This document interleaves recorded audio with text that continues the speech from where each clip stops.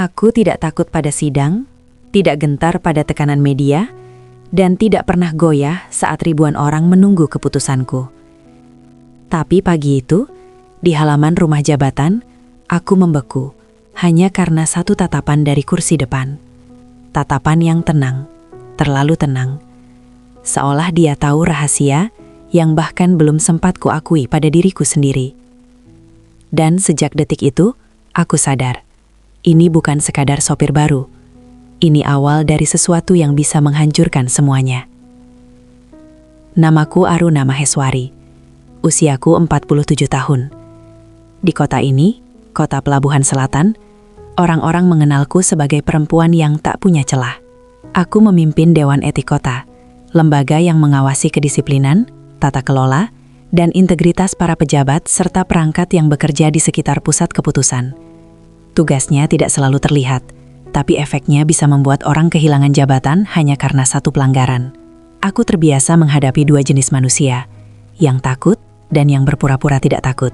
Di ruang sidang, aku dipanggil Bu Ketua, dengan nada hormat yang kadang tulus, kadang terpaksa. Di belakang, aku sering dijuluki batu karang, karena katanya tidak mudah digoyang. Aku juga tidak membantah. Untuk bertahan di dunia ini, kelembutan adalah barang mewah. Dan aku tidak punya kemewahan itu sejak lama. 2 tahun terakhir hidupku berjalan seperti mesin yang tidak pernah mati. Pagi berangkat, siang rapat, sore inspeksi, malam membaca laporan. Sebagian orang mengira itu ambisi. Padahal kenyataannya lebih sederhana. Kesibukan adalah cara paling aman untuk tidak mendengar sunyi. Sejak berpisah rumah dengan suamiku, rumah jabatan ini terasa seperti gedung kosong yang disulap menjadi tempat tinggal. Anak-anak kuliah jauh. Telepon kadang diangkat, kadang tidak. Yang tersisa hanya dinding, jadwal, dan langkah kaki sendiri. Dan ada satu hal tentang diriku yang jarang diketahui orang. Aku benci menunggu. Menunggu membuatku merasa tidak berdaya. Menunggu membuat pikiranku gaduh. Jadi aku mengatur semuanya agar tepat waktu, seperti roda jam. Pagi itu jadwalku padat. Ada evaluasi internal, lalu pertemuan tertutup dengan tim pengawasan. Aku sudah berdiri di ruang depan rumah jabatan sejak pukul 6:55. Blazer hitam, map biru, sepatu rapi. Sopir ramaku Pak Raffi dipindahkan sementara karena sakit. Bagian umum katanya sudah menyiapkan pengganti. Jam menunjukkan 06:59. Tidak ada mobil. Aku menahan napas. Jam 7, masih tidak ada. Aku berdiri lebih tegak, menatap halaman seperti seseorang yang sedang menahan marah dengan cara paling sopan. Aku hampir mengambil ponsel untuk menelepon bagian umum saat suara mesin terdengar mendekat. Mobil hitam berhenti di depan pagar. Tidak terburu-buru, tidak juga lamban. Pintu terbuka. Seorang pria turun, berdiri tegak di samping mobil. Usianya akhir 20-an. Tubuhnya tinggi dengan bahu yang rapi. Seragam sopirnya tidak kusut. Sepatu hitamnya bersih seperti baru disikat. Rambut hitam disisir ke belakang. Tidak lebay, tidak acak. Di tangannya ada map tipis. "Selamat pagi, Bu," katanya. Suara rendah, tenang. "Maaf terlambat 1 menit. Gerbang depan tadi padat." Kalimatnya tidak terdengar seperti alasan, lebih seperti laporan. Aku mengamati wajahnya. Wajah yang tidak berusaha menyenangkan, tidak memelas, tidak juga menantang. "Nama?" tanyaku singkat. "Bima Aditya, Bu." Dia memberi hormat kecil, lalu membuka pintu belakang mobil. Harusnya selesai sampai di situ.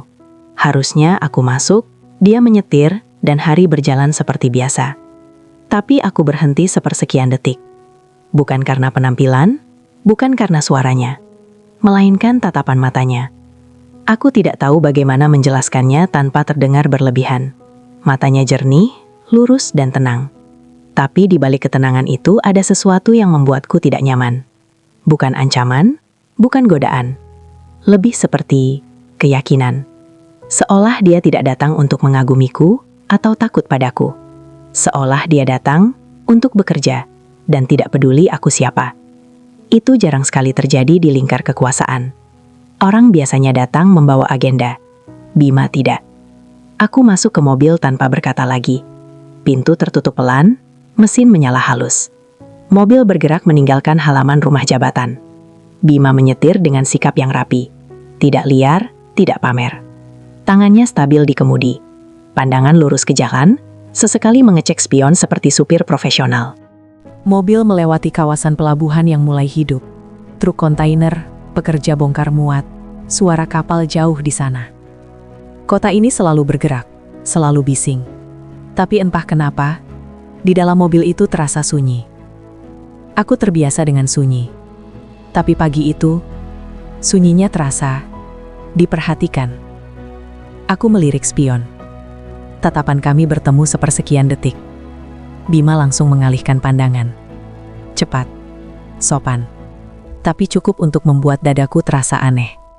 Seperti ada jarum kecil yang menyentuh sesuatu yang lama tidak tersentuh. Aku menegakkan punggung. Kalau kamu kerja sama saya, kataku datar. Ada satu aturan. Bima mengangguk. Siap, Bu? Jangan telat. Saya benci menunggu. Baik, Bu. Nada suaranya tidak berubah. Tidak defensif, tidak manis. Hanya menerima. Hari itu berjalan seperti biasa. Setidaknya dari luar. Sidang kecil, evaluasi, obrolan serius, tanda tangan berkas. Aku kembali menjadi Aruna yang orang kenal. Tegas, tidak banyak senyum, tidak memberi ruang untuk spekulasi. Sore menjelang malam, aku kembali ke mobil. Bima sudah menunggu di tempat yang sama. Mobil bersih, kabin rapi. Tidak ada wangi menyengat, tidak ada musik. Aku duduk. Bima menyalakan mesin. Perjalanan pulang tanpa kata. Aku seharusnya lega. Sopir yang tidak banyak bicara itu cocok untukku. Tidak mengganggu, tidak menguras energi. Tapi ketika mobil berhenti di halaman rumah jabatan, aku mendapati diriku tidak langsung turun.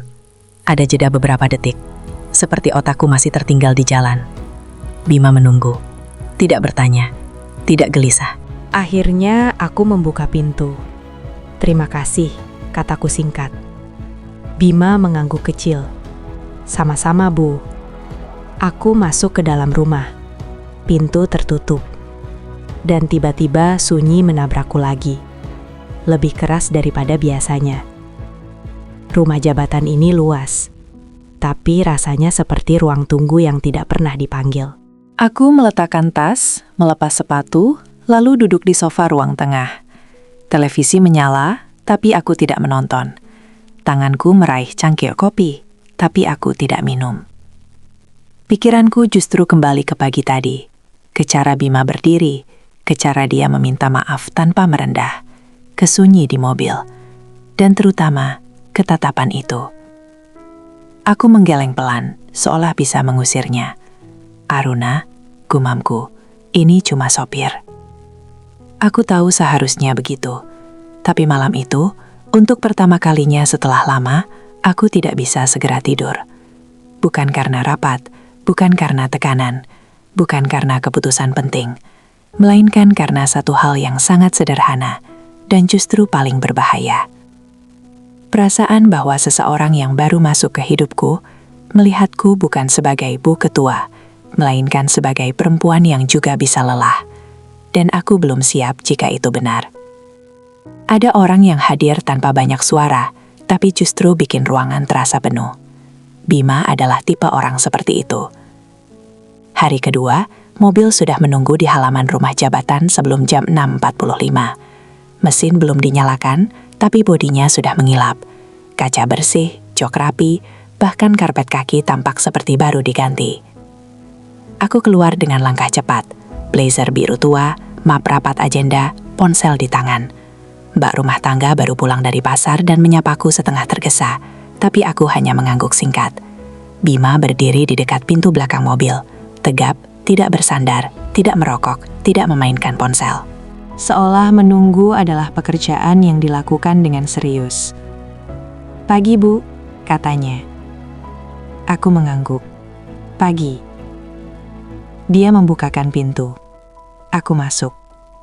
Mesin menyala setelah aku duduk. Bukan sebelum. Detail kecil, tapi menunjukkan dia paham. Aku tidak suka suara mesin menunggu dalam keadaan diam. Aku juga tidak suka merasa seperti ditunggu-tunggu. Mobil bergerak keluar. Tidak ada musik, tidak ada obrolan. Hening. Biasanya aku menyukai itu. Aku menghabiskan setengah hidupku di ruang rapat yang bising dan penuh kepentingan. Keheningan di dalam mobil adalah satu-satunya tempat aku bisa berhenti bersikap. Tapi sejak Bima datang, hening itu berbeda. Lebih rapi, lebih teratur. Seolah ada aturan tak tertulis yang membuatnya terasa aman. Aku memperhatikan lewat spion. Bima menyetir dengan kecepatan stabil. Tidak menyalip agresif, tidak menekan rem tiba-tiba. Tangannya bergerak minimal, efisien. Pandangannya lurus. Sesekali mengecek spion kanan-kiri. Seperti orang yang terbiasa menjaga sesuatu. Aku tidak tahu kenapa. Tapi aku teringat pada kalimat yang sering muncul di berita. Orang yang tenang biasanya menyimpan banyak hal. Tapi Bima bukan tenang yang mengintimidasi. Bima tenang yang membuat orang lain jadi ikut tenang. Sampai di gedung Dewan Etik, aku turun tanpa menoleh. Aku sudah terbiasa. Begitu turun dari mobil, aku kembali memakai wajah yang dikehendaki dunia. Hari itu penuh evaluasi. Ada kasus disiplin yang harus ditangani. Ada rapat kecil yang memanas. Ada laporan yang meminta keputusan cepat. Aku duduk di kursi pemimpin rapat, mendengar argumen, menimbang resiko, lalu memutuskan. Orang memanggilku Bu Ketua dengan nada yang tertib. Tapi aku tahu sebagian dari mereka tidak suka padaku. Tidak ada yang benar-benar suka pada orang yang tugasnya menilai salah dan benar. Menjelang sore, saat aku keluar gedung, Bima sudah berdiri di dekat mobil. Dia tidak terlihat bosan, tidak terlihat gelisah. Padahal menunggu berjam-jam di bawah terik pelabuhan bukan hal ringan. Aku menatapnya sekilas. "Kamu makan?" Bima tidak terlihat kaget. "Sudah, Bu. Tadi beli nasi bungkus." Aku mengangguk. Mobil berjalan pulang. Di tengah perjalanan, udara di dalam mobil terasa hangat. Matahari mulai turun, sinarnya menembus kaca depan dan memantul ke dashboard. Aku melepas blazer sedikit, menarik napas. Tanpa diminta, Bima memutar knop AC, menurunkan suhu sedikit. Gerakannya halus. Tidak dramatis. Aku menoleh. "Kamu tahu saya kepanasan." Dia menjawab sambil tetap menatap jalan. "Ibu biasanya mulai buka blazer kalau sudah gerah." Kalimat itu sederhana, tapi membuatku diam. Aku bukan orang yang suka diam lama karena hal sepele. Tapi kali ini, aku merasakan sesuatu bergerak pelan di dadaku. Campuran antara tidak nyaman dan dipahami. Aku menatap keluar jendela. Kawasan pelabuhan lewat begitu saja. Suara klakson dari jauh, teriakan pekerja, deru truk kontainer. Lalu tiba-tiba aku berkata tanpa rencana, "Kamu baru pindah ke kota ini." Bima tidak menoleh, tapi menjawab cepat. "Saya lahir di sini, Bu." Cuma sempat merantau kerja di beberapa tempat. Kerja apa? Logistik laut, jawabnya singkat. Aku mengangguk pelan. Itu menjelaskan cara menyetirnya. Disiplin, terukur, seperti orang yang terbiasa dengan jadwal keberangkatan kapal yang tidak bisa ditawar. "Kamu keluar kenapa?" Bima diam sejenak. "Ritmenya terlalu bising," katanya akhirnya. "Dan banyak hal yang gak cocok." Aku menangkap ada sesuatu yang tidak ia jelaskan. Apa maksudnya nggak cocok? Bima tersenyum tipis. Pertama kalinya aku melihat senyum itu. "Banyak orang suka cari jalan pintas, Bu.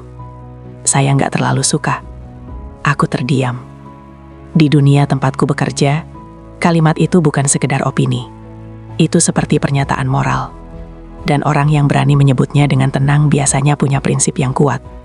Atau pengalaman yang buruk. Aku tidak bertanya lagi. Hari-hari berikutnya berjalan dengan pola yang nyaris sama. Bima selalu datang lebih awal. Minimal 15 menit.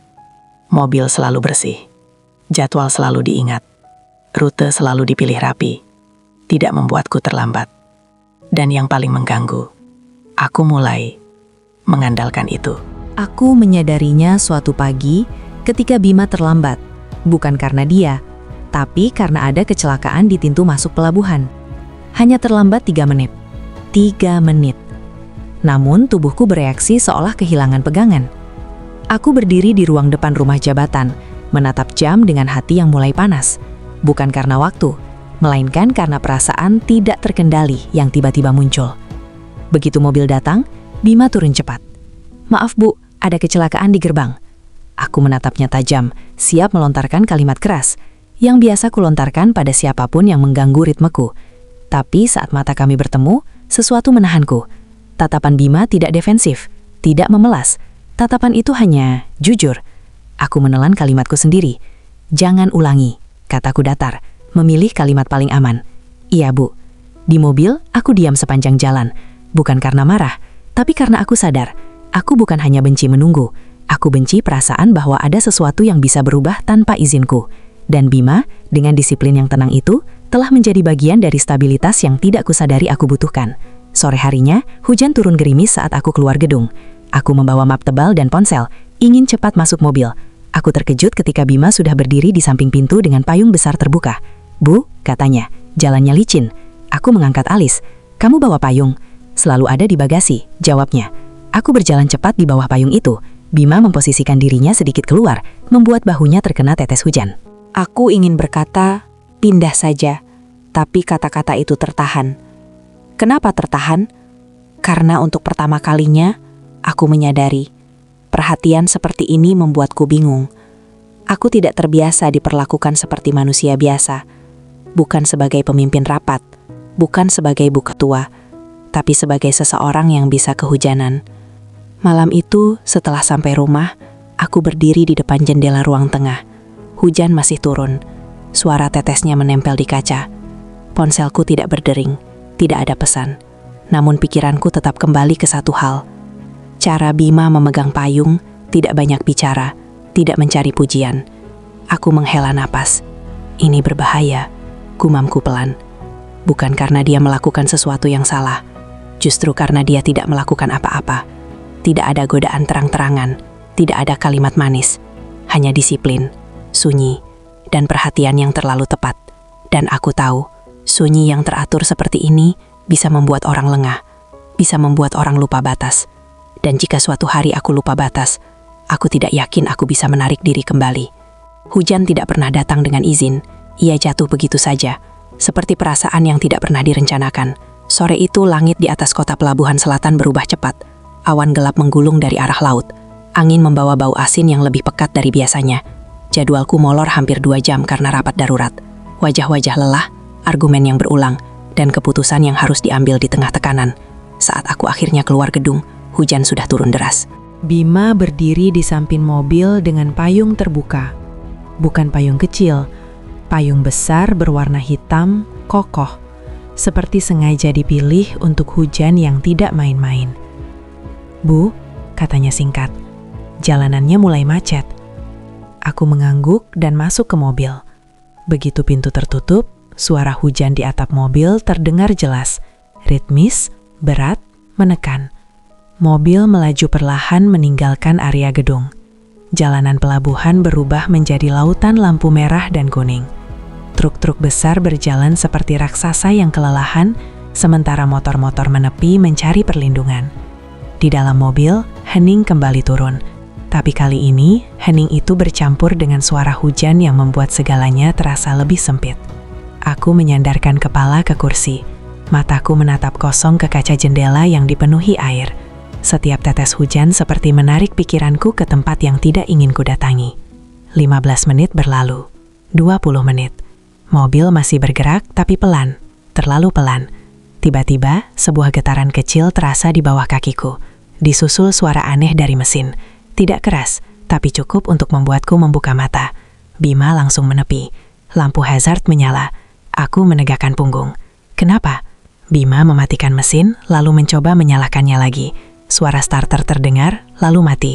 Mesinnya panas, katanya cepat, tapi tetap tenang. Sepertinya mogok. Aku menatap ke depan. Hujan semakin deras. Jalanan macet. Tidak ada bengkel terlihat. Sinyal ponselku 0 bar. Kamu bisa perbaiki? Tanyaku. Bima turun dari mobil tanpa banyak bicara. Jas hujannya tidak ia kenakan. Ia membuka kap mesin, berdiri di bawah hujan yang langsung membasahi rambut dan bahunya. Aku duduk di kursi belakang, memegang ponsel, menekan layar berkali-kali. Tidak ada sinyal, tidak ada jaringan. Waktu berjalan. 10 menit, 15 menit. Hujan tidak melemah, justru semakin rapat, seperti tirai tebal yang memisahkan kami dari dunia luar. Bima kembali masuk ke mobil. Bajunya basah kuyup, Rambutnya meneteskan air, tapi ekspresinya tetap terkendali. "Bu," katanya, "mesinnya nggak bisa dipaksa. Kita harus cari tempat berteduh dan hubungi bantuan." "Di mana?" tanyaku, mulai kesal, bukan padanya, tapi pada situasi. "Ada minimarket kecil sekitar 200 meter ke sana," jawabnya sambil menunjuk ke arah lampu redup di kejauhan. "Kita bisa berteduh dan cari sinyal." Aku melirik sepatuku, hak sedang, rok kerja, rambut yang pasti akan rusak. Aku menghela napas keras. "Kita cuma punya satu payung," kataku. "Iya, Bu." Aku menatapnya, berharap ia memberi solusi lain. Tapi tidak ada, hanya kenyataan. Akhirnya aku membuka pintu mobil. Hujan langsung menyentuh kulitku. Dinginnya membuatku mengerang pelan. Bima segera membuka payung besar itu dan berdiri sedikit di depanku. "Lewat sini, Bu," katanya. Kami mulai berjalan. Payung itu cukup besar, tapi tetap tidak sepenuhnya melindungi. Beberapa tetes hujan jatuh ke bahuku, ke lenganku. Aku bisa merasakan udara dingin merembes ke tulang. Bima memiringkan tubuhnya sedikit, membuat sebagian besar hujan mengenai sisi badannya. Bahunya basah, lengannya dingin, tapi ia tidak berkata apa-apa.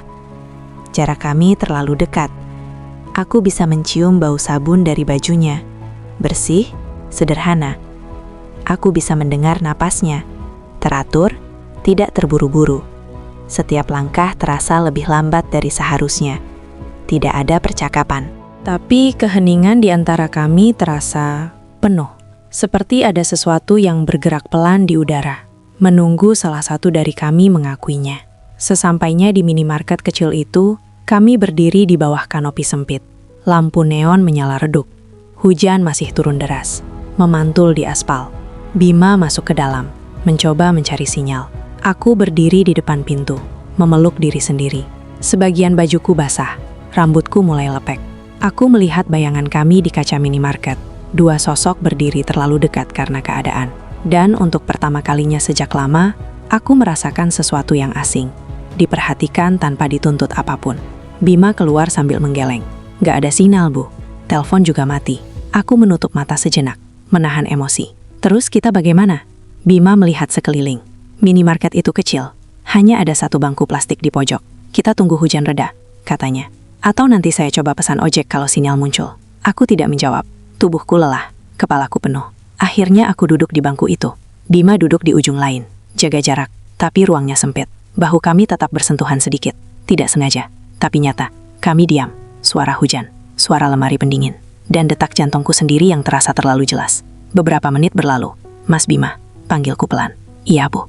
"Kamu sudah menikah?" Ia terlihat kaget sesaat, lalu menggeleng. "Belum." "Kenapa?" Ia tersenyum kecil. "Belum ketemu waktunya." Aku mengangguk. "Kerja supir sebelumnya di mana?"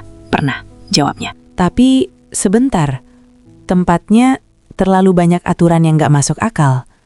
Aku tertawa kecil tanpa sadar. "Kenapa kamu mau kerja sama saya?" Pertanyaan itu keluar begitu saja.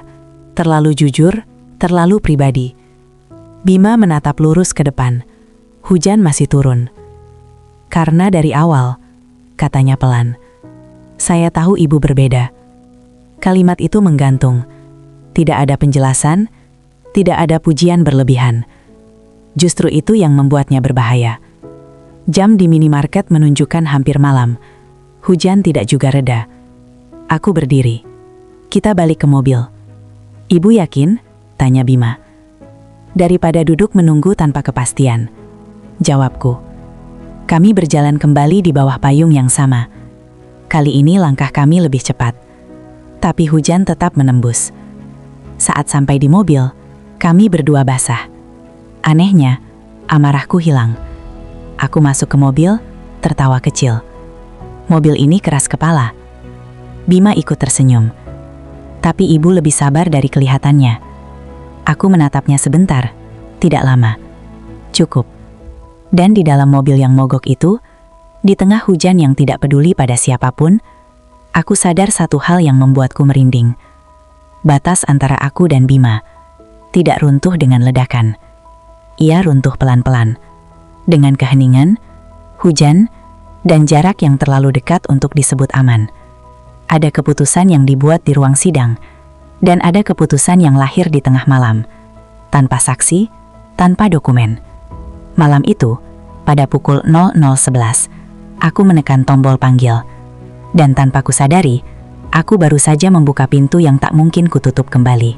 Hujan sudah berhenti sejak 1 jam lalu, tapi bau aspal basah masih tertinggal di udara. Rumah jabatan terasa lebih sunyi dari biasanya.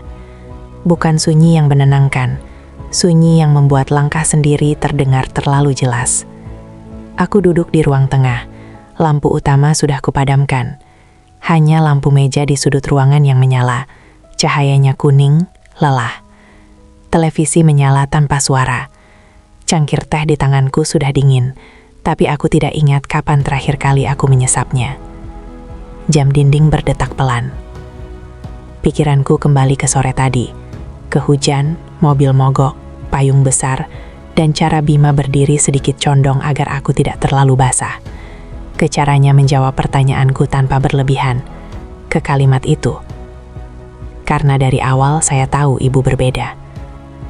Aku menghela napas panjang dan berdiri, berjalan ke jendela. Kota pelabuhan selatan terlihat seperti biasa dari lantai ini.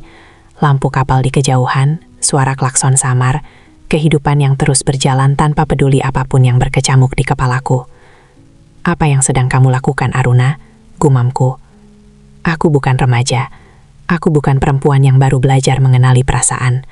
Aku sudah terlalu lama hidup dengan kendali penuh. Atas rapat, atas orang lain, atas diriku sendiri. Dan justru itu yang membuat kegelisahan ini terasa asing. Aku kembali ke sofa. Tanganku meraih ponsel di meja. Layarnya menyala. Tanpa sadar, jariku membuka daftar panggilan terakhir. Nama itu muncul di layar. Bima Aditya. Aku menatapnya lama. Terlalu lama untuk disebut kebetulan. Tidak ada alasan kerja. Tidak ada urgensi. Jam sudah lewat tengah malam. Aku menaruh ponsel kembali. Lalu mengambilnya lagi. Jantungku berdetak lebih cepat dari yang kuinginkan. Ini konyol, bisikku. Tapi jariku sudah bergerak. Nada sambung terdengar. 1 dering, 2. Aku hampir mematikannya saat suara di seberang menjawab. Halo Bu? Aku menelan ludah. Maaf, saya ganggu malam-malam? Tidak apa-apa Bu? Jawabnya cepat. Saya belum tidur. Kalimat itu membuat bahuku sedikit mengendur. Aku tidak tahu kenapa. Aku terdiam beberapa detik. Tidak menyiapkan kalimat pembuka. Tidak ada skrip. Tidak ada agenda. Ada apa, Bu? Tanyanya lembut. Aku menarik nafas. Saya cuma pengen ngobrol. Hening. Bukan hening canggung. Lebih seperti ruang yang dibiarkan terbuka agar aku bisa masuk tanpa dipaksa. Oh, katanya singkat. Baik, Bu. Dan entah kenapa satu kata itu cukup. Aku mulai bicara hal-hal kecil. Tentang mimpi aneh yang membuatku terbangun tiba-tiba. Tentang udara malam yang terasa pengap meski jendela terbuka.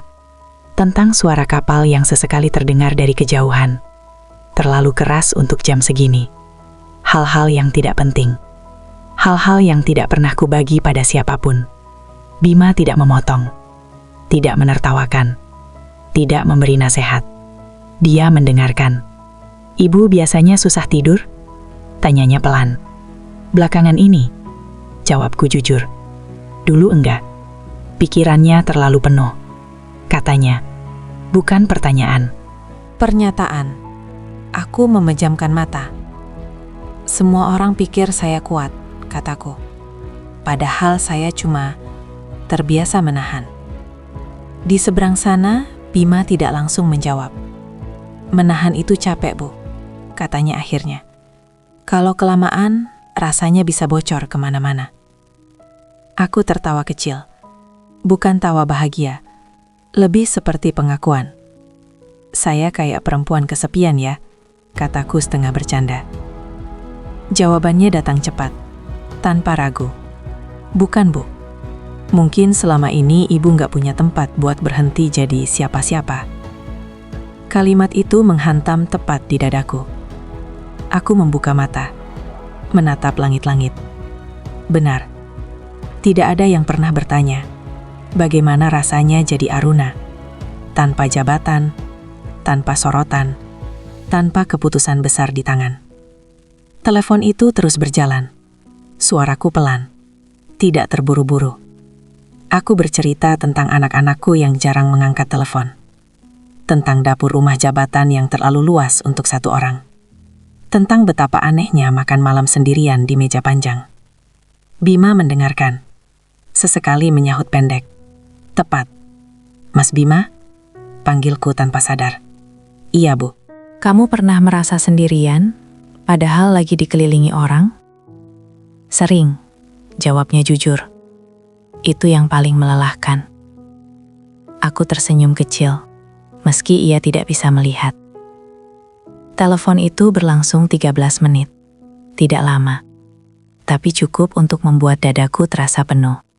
Seperti setelah hujan panjang, ketika udara terasa lebih bersih. Aku harus tidur, kataku akhirnya. Iya, Bu. Makasih ya, malam ini saya lebih tenang. Sama-sama, Bu. Aku hampir menutup panggilan, lalu berkata satu hal lagi. Kalimat yang tidak kurencanakan. Mas Bima, iya. Kalau suatu hari saya menelpon lagi? Kapanpun, Bu, potongnya lembut. Saya angkat. Aku menutup telepon. Layar ponsel kembali gelap. Aku duduk diam cukup lama, mendengarkan detak jam di dinding. Tidak ada sentuhan, tidak ada janji, tidak ada kata yang melanggar batas secara terang-terangan. Tapi aku tahu, sesuatu telah bergeser. Hubungan yang seharusnya berhenti di jam kerja, baru saja melangkah masuk ke wilayah yang tidak punya jam tutup. Di tempat lain, di sebuah kontrakan kecil dekat pelabuhan, Bima duduk bersandar ke dinding. Ponselnya masih di tangan, matanya menatap kosong ke depan. Ia menarik napas panjang. Ini bukan hubungan biasa, gumamnya pelan. Dan untuk pertama kalinya sejak lama, ia tidak yakin apakah ia ingin mundur, atau justru tetap tinggal. Jam menunjukkan 00.24. Malam kembali sunyi. Tapi sejak panggilan itu, kesunyian tidak lagi terasa sama. Perjalanan jauh selalu memberi waktu terlalu banyak untuk berpikir. Dan ketika seseorang terlalu lama berpikir, rahasia biasanya mencari jalan keluar sendiri. Pagi itu jadwal inspeksi membawa kami ke wilayah pesisir utara, hampir 2 jam dari pusat kota. Jalanan membelah kawasan industri lalu menyempit menjadi aspal tua yang diapit gudang dan rumah nelayan. Biasanya, perjalanan sepanjang itu akan kuhabiskan dengan tidur. Menutup mata, membiarkan tubuhku berpindah tempat tanpa pikiranku ikut serta. Tapi hari itu, aku tidak bisa memejamkan mata. Aku duduk tegak di kursi belakang, menatap keluar jendela. Laut terlihat sesekali di sela bangunan. Abu-abu, tenang, tapi terasa jauh. Di dalam mobil, suara mesin halus mengiringi pikiranku yang terus berputar. Bima menyetir seperti biasa. Stabil, tidak banyak gerakan. Seolah jalan ini sudah ia kenal luar dalam. Meski aku tahu ini bukan rute harian. Sunyi di antara kami berbeda dari biasanya. Bukan hening yang rapi, melainkan hening yang menunggu sesuatu diucapkan. Aku menarik napas panjang. Bima, panggilku tanpa menoleh. Iya, Bu. Kamu tahu nggak? Kalimatku menggantung sejenak. Suami saya sudah 2 tahun nggak tinggal serumah. Aku melihat gerakan kecil di spion. Bukan tatapan, tapi jeda. Bima tetap menatap jalan. Tidak terkejut berlebihan. Tidak juga bereaksi. Dia membiarkanku melanjutkan. Orang-orang pikir kami baik-baik saja, kataku pelan. Bahkan anak-anak saya sendiri nggak tahu kalau kami sudah lama dingin. Aku tertawa kecil. Tawa yang cepat hilang. Nggak ada pertengkaran besar. Lanjutku. Nggak ada drama. Kami cuma berhenti saling bicara. seperti dua orang asing yang kebetulan berbagi alamat. Mobil melaju. Garis putih di jalan terasa seperti menghitung jarak antara masa lalu dan hari ini. Dulu saya pikir sibuk itu wajar, kataku. Dia sibuk, saya sibuk. Tapi lama-lama kami cuma bicara soal jadwal dan kewajiban. Nggak pernah lagi nanya, kamu capek nggak? Aku berhenti bicara. Menelan sesuatu yang terasa perih. Bima baru bersuara setelah beberapa detik berlalu. Itu berat, Bu, katanya pelan. Hanya 2 kata. Tapi cukup, aku menoleh ke spion. Wajahnya tenang. Tidak mengasihani. Tidak mencoba menghibur dengan kalimat manis. Hanya menerima apa adanya. Sekarang anak-anak kuliah di luar, kataku lagi. Rumah besar itu sepi. Hari-hari saya cuma rapat, dengar keluhan, ambil keputusan, pulang malam, tidur sendiri. Besoknya begitu lagi. Angin dari laut terasa masuk lewat celah jendela. Lucu ya, kataku. Dikelilingi orang tapi tetap merasa sendirian. Nggak lucu, Bu, jawab Bima. Itu capek, aku mengangguk. Entah kenapa aku merasa dilihat, bukan dinilai. Makanya waktu kamu pertama datang, kataku, saya sempat kesal.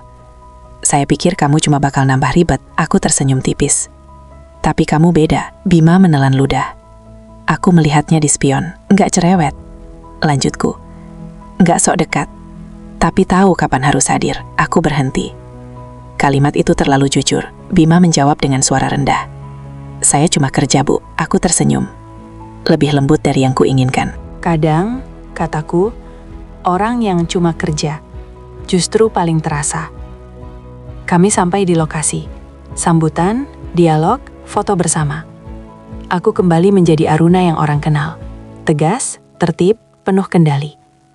Bima menunggu di luar, seperti bayangan yang setia.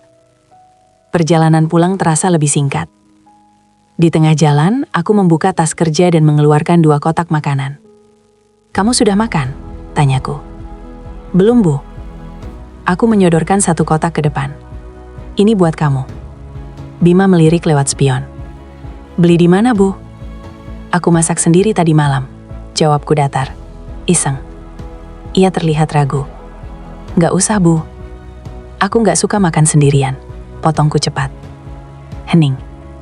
Bima menerima kotak itu dengan 2 tangan. Terima kasih, Bu. Kami makan di dalam mobil saat berhenti sebentar. Lauknya sederhana, tidak istimewa. Tapi entah kenapa, rasanya hangat.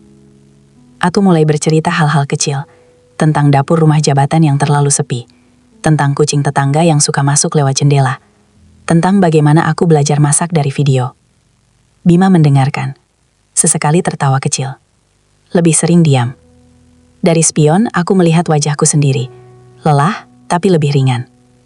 Untuk pertama kalinya, aku merasa seperti manusia biasa, bukan pejabat, bukan simbol. Malam itu, setelah sampai di rumah, aku mengucapkan terima kasih tanpa tergesa.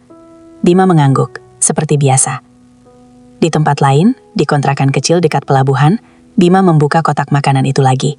Lauknya sederhana, ikan goreng, sambal hijau, tahu. Tapi ia makan pelan, seolah tak ingin cepat habis.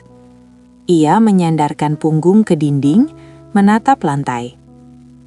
Saya harus jaga jarak, gumamnya. Tapi kalimat itu tidak sepenuhnya meyakinkannya. Jam dinding hampir tengah malam. Di luar, suara kapal terdengar jauh. Dan satu hal mulai jelas di kepalanya. Hari ini, ia bukan lagi sekadar sopir. Dan Aruna bukan lagi sekadar atasan. Di antara mereka, tanpa disepakati, telah tumbuh sesuatu yang rapuh. Dan justru karena itu, sangat berbahaya. Hari Sabtu seharusnya tidak punya agenda. Setidaknya begitu aturannya. Aturan yang selama ini selalu kupatuhi. Hari libur adalah hari tanpa rapat, tanpa inspeksi, tanpa perjalanan dinas.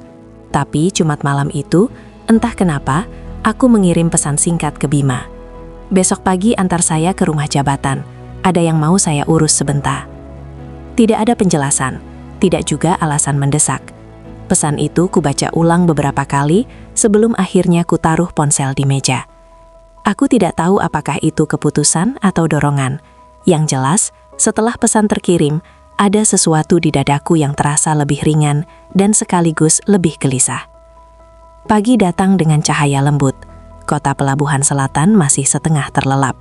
Tidak ada suara klakson yang biasa, tidak ada deru truk kontainer. Jalanan terasa lebih manusiawi. Mobil sudah menunggu di depan rumah dinas lama, rumah sementara yang kutinggali sebelum pindah ke rumah jabatan penuh waktu. Bima berdiri di samping mobil, seperti biasa, rapi, tenang. "Pagi, Bu," katanya. "Pagi?" Kami berangkat tanpa banyak bicara. Tidak ada radio, tidak ada agenda yang dikejar. Hanya jalanan kosong dan cahaya matahari yang perlahan naik. Aku menyadari sesuatu. Aku tidak sedang menuju tempat kerja. Aku sedang pulang. Sampai di rumah jabatan, aku tidak langsung turun. Tanganku masih menahan gagang pintu. "Mas Bima," kataku pelan. "Iya, Bu." "Kamu masuk sebentar ya." Kalimat itu menggantung di udara. Bahkan aku sendiri terkejut mendengarnya keluar dari mulutku. Bima menoleh. Wajahnya tidak menunjukkan keterkejutan berlebihan, tapi ada jeda sepersekian detik, seperti seseorang yang sadar sedang melangkah ke wilayah yang tidak tertulis di kontrak kerja. "Baik, Bu," jawabnya akhirnya. Ia mematikan mesin, menutup jendela, lalu mengikutiku masuk. Begitu pintu rumah jabatan terbuka, aroma masakan langsung menyambut. Bukan aroma catering, bukan bau dapur besar. Ini aroma rumah. Bawang goreng, nasi hangat, dan sesuatu yang dimasak dengan waktu, bukan pesanan. Di meja makan, 2 piring sudah tertata rapi.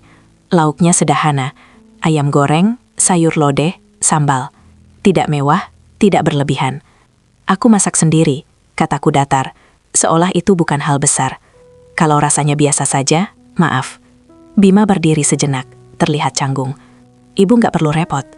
"Aku pengen makan bareng," jawabku cepat. Itu saja.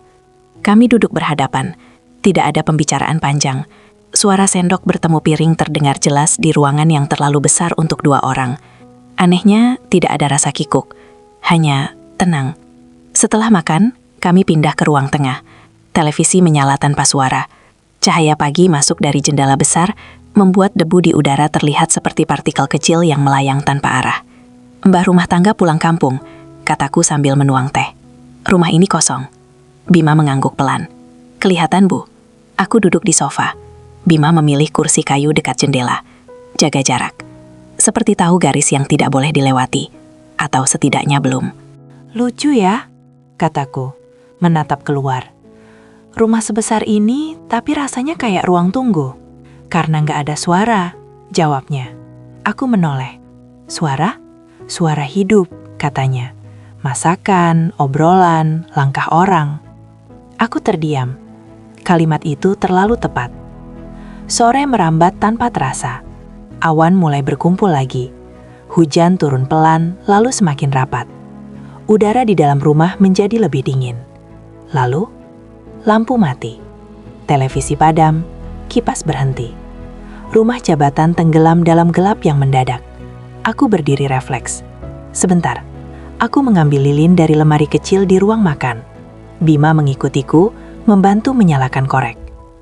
Cahaya lilin kecil itu menyala, bergetar pelan, tapi cukup untuk mengubah suasana. Wajah Bima terlihat berbeda dalam cahaya temaram, lebih lembut, lebih dekat. "Sekarang benar-benar terasa kayak rumah," kataku pelan. Bima tersenyum kecil. "Iya, Bu, tapi tetap sepi." Kami kembali duduk. Kali ini, aku memilih kursi yang lebih dekat ke arahnya. Tidak sengaja, atau mungkin terlalu sengaja. Jarak kami hanya 1 lengan. Hujan di luar semakin deras. Suara tetesannya menempel di atap, menciptakan ritme yang lambat dan berat. "Mas Bima," kataku. "Iya, Bu, ada yang saya takutkan." Ia menoleh. "Apa?" Aku menatap lilin di meja. "Saya takut. Nyaman sama kamu." Kalimat itu jatuh begitu saja, tanpa perlindungan, tanpa pembenaran. Bima tidak langsung menjawab. Tangannya masih memegang cangkir teh yang sudah tidak panas. Aku melihat jari-jarinya sedikit menegang. Perlahan, tanganku bergerak. Tidak sengaja menyentuh punggung tangannya. Sentuhan itu singkat, ringan, tapi cukup untuk membuat udara di ruangan itu berubah. Bima tidak menarik tangannya, tidak juga mendekat. Ia hanya diam. Detik berlalu terlalu panjang. Lalu aku berdiri tiba-tiba, seperti seseorang yang baru sadar telah melangkah terlalu jauh. "Saya ke kamar sebentar," kataku cepat. "Terima kasih sudah nemenin." Aku berjalan menjauh sebelum keberanianku runtuh sepenuhnya. Di kamar, aku menutup pintu pelan, bersandar di baliknya. Nafasku tidak teratur. "Ini gila," bisikku. Di ruang tengah, Bima tetap duduk di tempatnya. Lilin masih menyala. Tangannya masih terasa hangat di tempat yang tadi tersentuh. Ia menatap hujan di luar jendela. Batas yang selama ini jelas, hari itu tidak lagi utuh. Bukan karena dilanggar, tapi karena dirasakan. Dan itu jauh lebih berbahaya.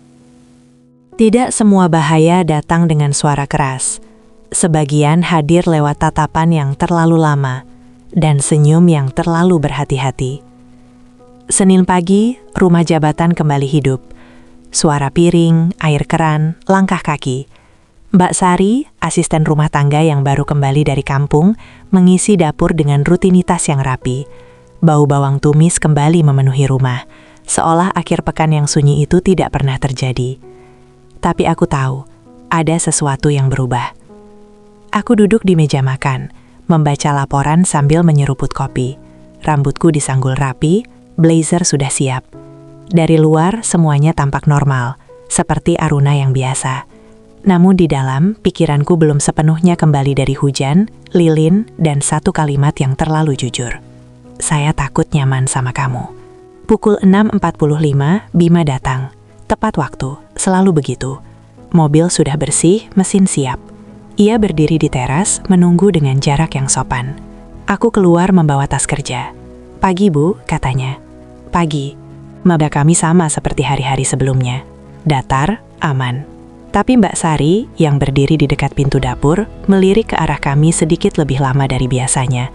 Tatapannya bukan ingin tahu yang polos, lebih seperti mencatat. Di mobil, kami hampir tidak bicara. Keheningan yang dulu terasa menenangkan, kini terasa pegang. Seolah ada dinding tipis yang sengaja kami bangun ulang, takut kalau satu kata saja bisa merobohkannya. Di kantor, suasana juga berbeda. Beberapa staf menyapaku dengan senyum yang terlalu lebar.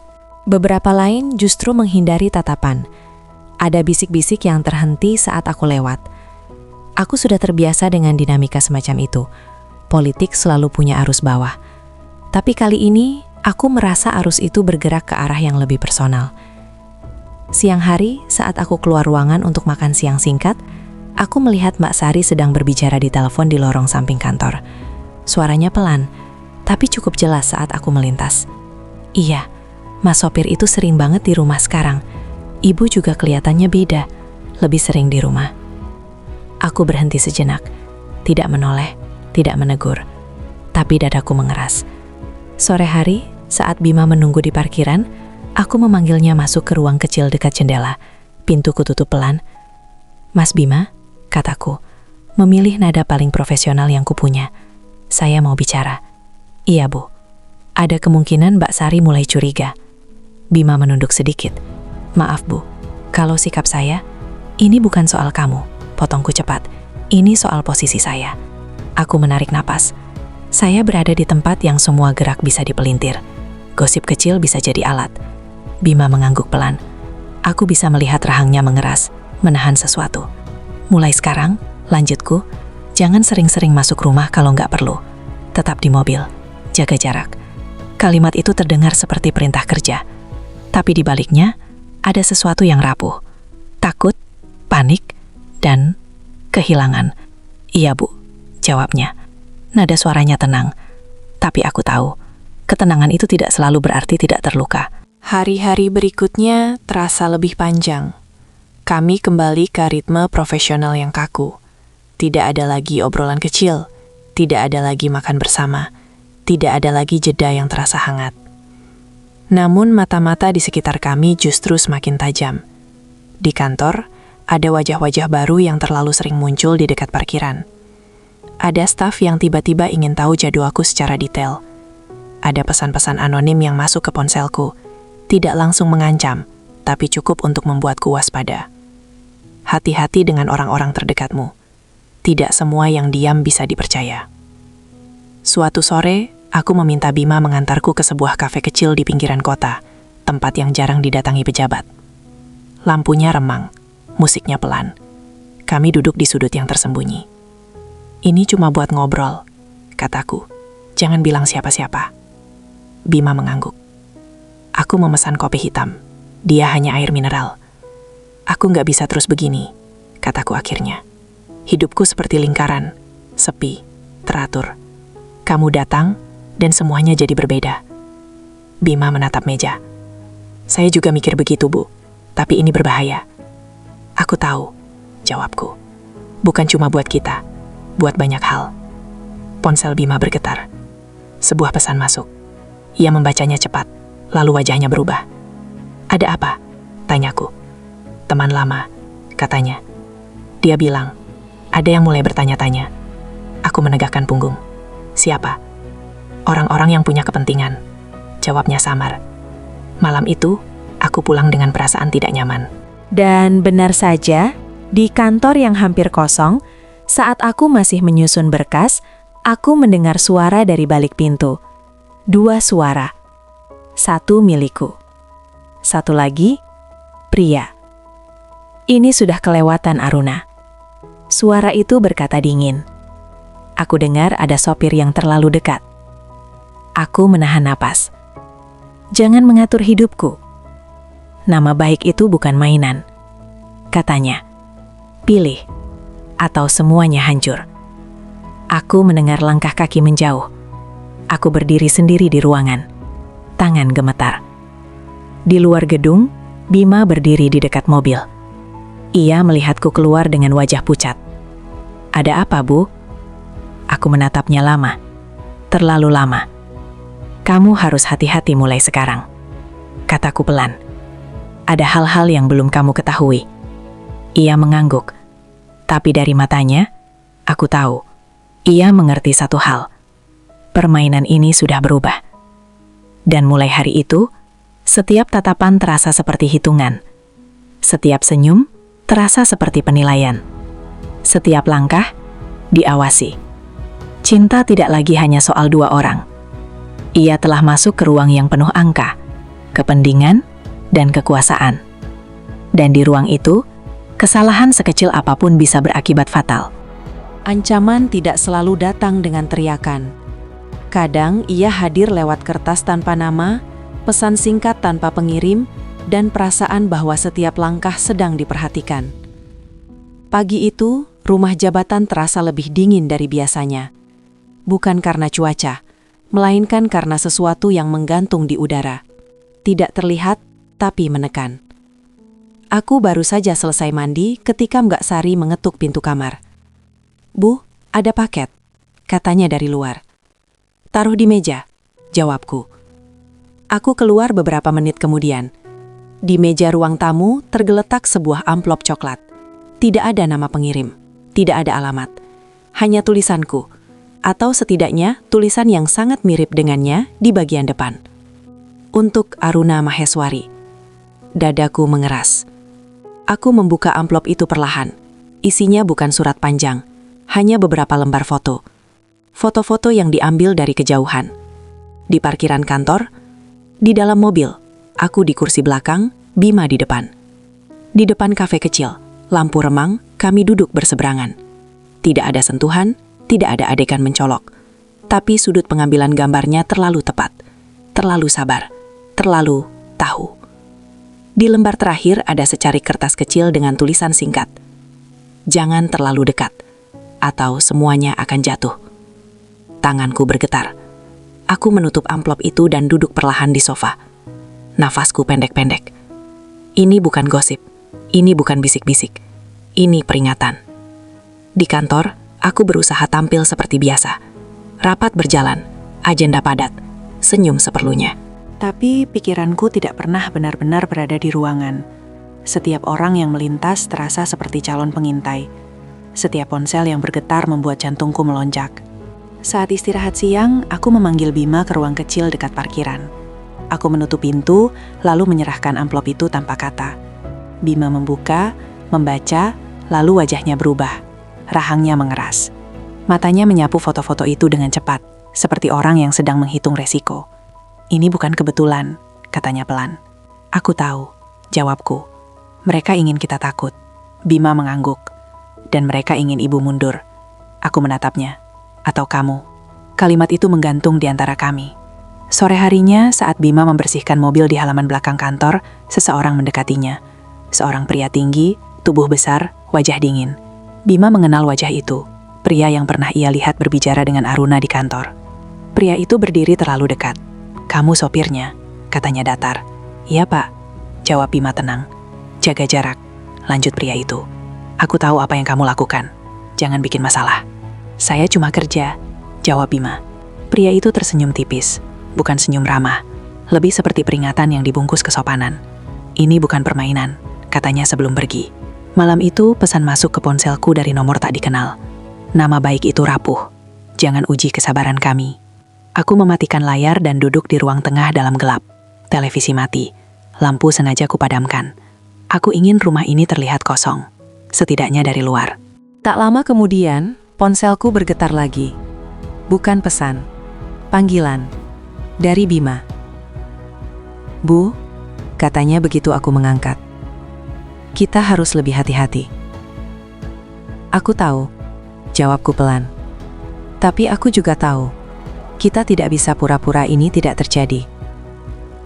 Ada jeda di seberang. Apa ibu takut? Tanyanya. Aku menatap jendela. Bayangan diriku sendiri memantul samar. Takut, jawabku jujur. Bukan cuma kehilangan jabatan, tapi kehilangan kendali.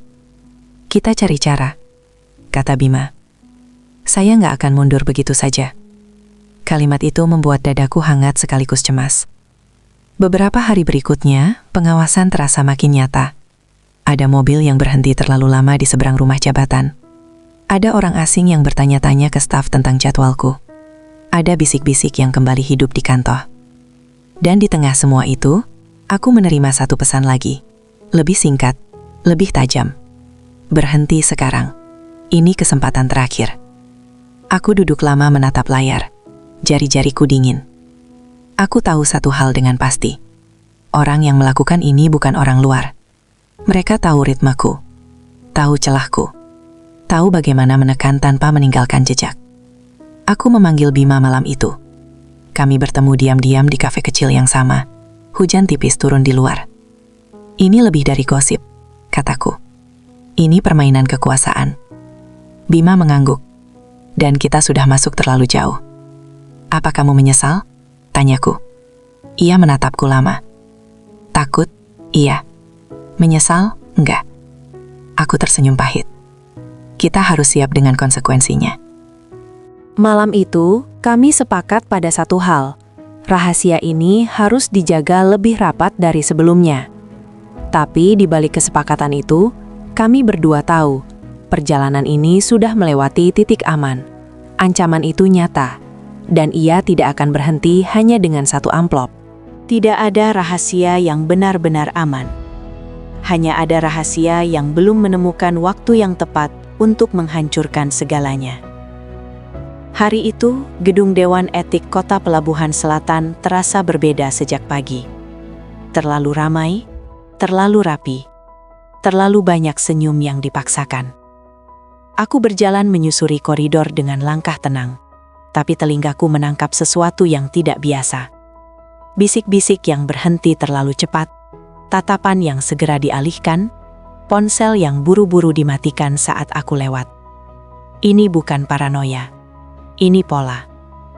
Di ruang rapat utama, beberapa anggota dewan sudah duduk. Ada yang menyapaku hangat, ada yang hanya mengangguk singkat.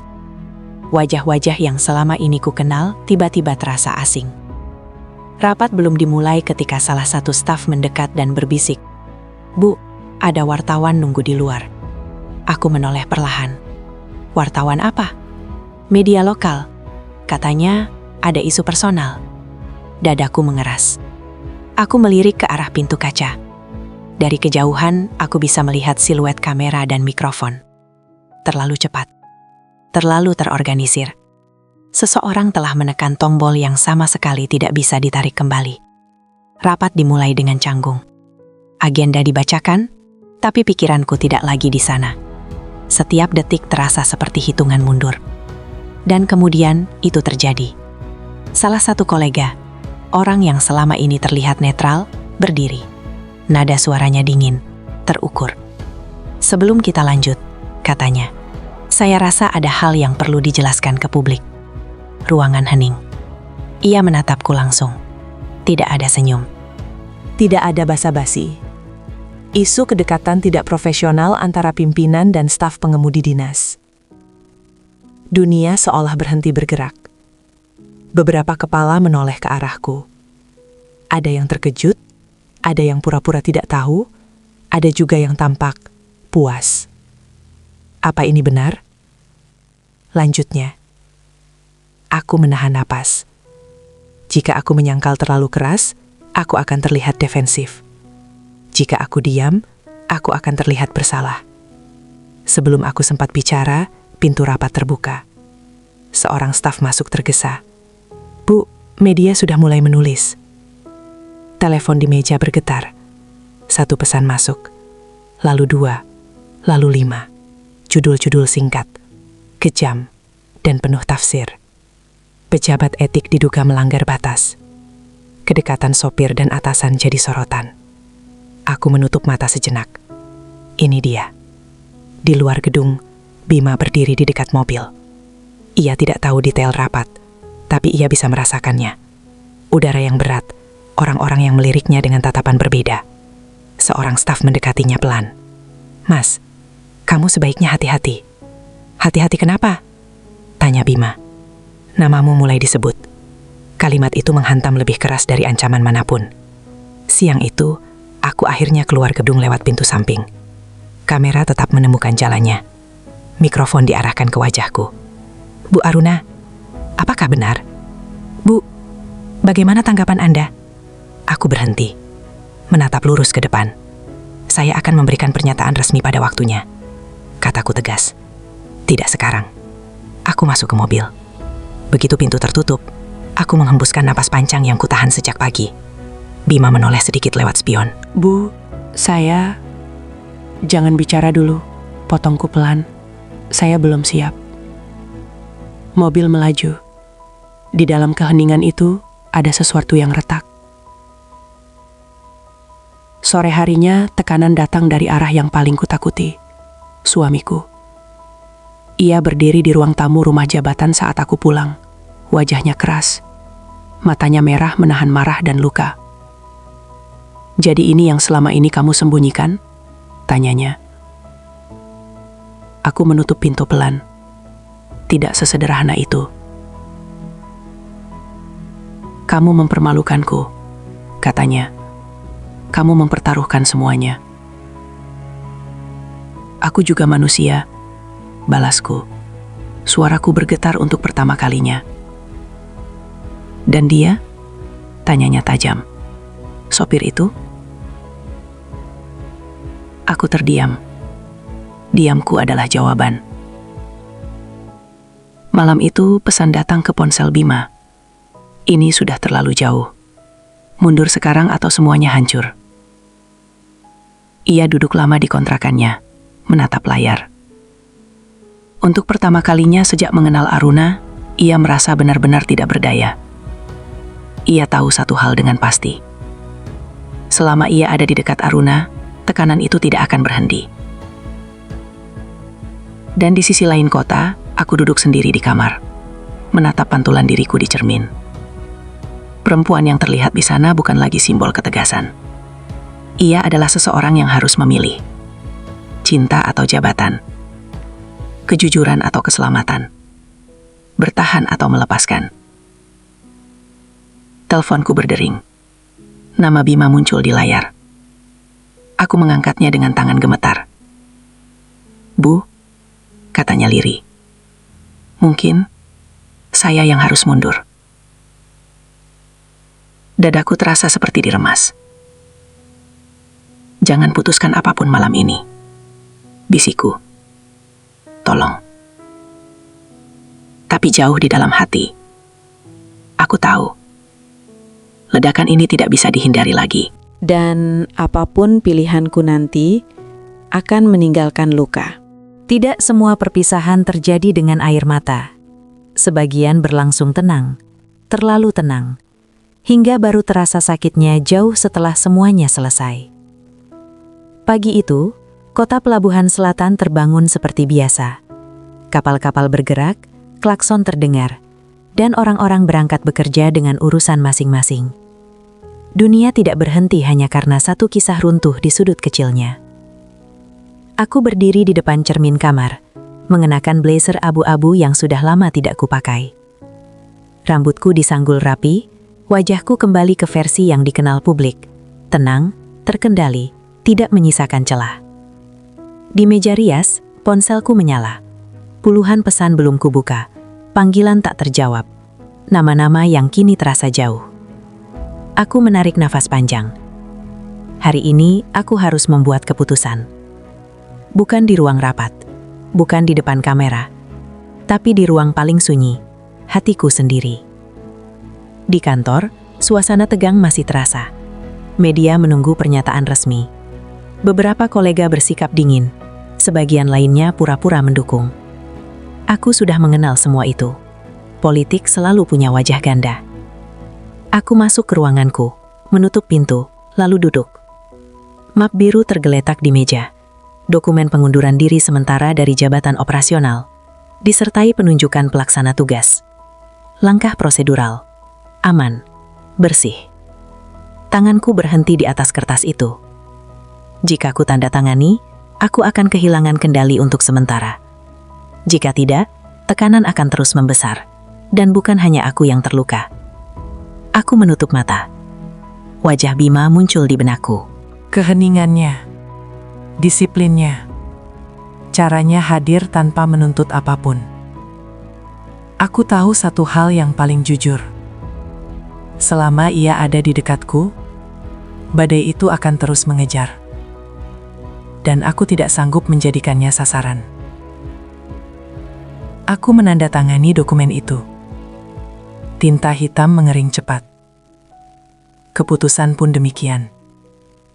Siang hari, aku meminta Bima menemuiku. Bukan di kantor, bukan di rumah jabatan, melainkan di sebuah taman kecil dekat dermaga. Tempat netral, terbuka, aman. Ia datang tepat waktu. Kemeja rapi, wajah tenang, tapi matanya menyimpan banyak hal. Kita duduk, kataku. Kami duduk di bangku kayu, menghadap laut. Angin asin menyentuh wajah. Kapal-kapal melintas perlahan. Seolah dunia sengaja melambat untuk kami. Aku sudah ambil keputusan, kataku akhirnya. Bima menoleh. Tidak menyela. Aku akan mundur sementara dari jabatan operasional. Lanjutku. Secara resmi. Ia menghela napas pelan. Itu berat, Bu. Berat. Aku mengangguk. Tapi perlu. Ada jeda. Lalu aku melanjutkan. Suara lebih rendah. Dan kamu harus pindah. Bima terdiam. Tangannya mengeras di atas lutut. Bukan karena kamu salah. Cepat kutambahkan. Justru karena kamu terlalu berharga untuk ikut tenggelam. Ia menatap Out. Lama. Saya mengerti. Katanya akhirnya. Saya sudah menduganya. Aku menelan sesuatu yang perih. Aku sudah minta bagian umum menyiapkan rekomendasi. Kamu bisa ditempatkan di unit lain. Atau, kalau kamu mau, aku bantu urusan pendidikanmu. Kamu pernah bilang ingin lanjut. Bima tersenyum tipis. Senyum yang tidak sepenuhnya sampai ke mata. Terima kasih, Bu, katanya. Itu lebih dari cukup. Kami duduk tanpa bicara. Angin bergerak pelan. Suara ombak memecah keheningan.